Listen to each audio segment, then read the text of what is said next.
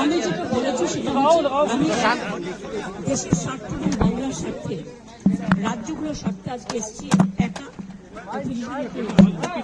কিন্তু আপনাদের পরিষ্কারভাবে বলছি, আপনারা বাজেটে আমাদের বঞ্চনা করেছেন, আপনারা বাংলার সমস্ত উন্নয়নের প্রজেক্ট বন্ধ করে দিয়েছেন, আপনারা বিরোধী দলের কোনো রাজ্যকে কোনো সুযোগ দেন না, এবং আপনারা আমাদের 3 বছর ধরে 100 দিনের কাজ বন্ধ, প্রধানমন্ত্রী আবাস যোজনা বন্ধ, রুরাল রোড যোজনা বন্ধ, সমস্ত কিছু বন্ধ করে রেখেছেন। এমনকি ফুড সাবসিডি পর্যন্ত দেননি।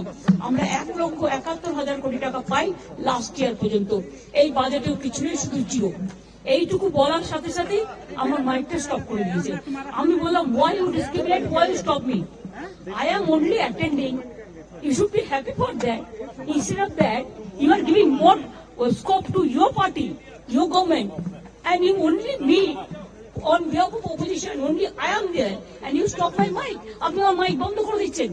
আপনাদের এই বঞ্চনা আমি মানি না, তাই মনে রাখবেন আমি চললাম।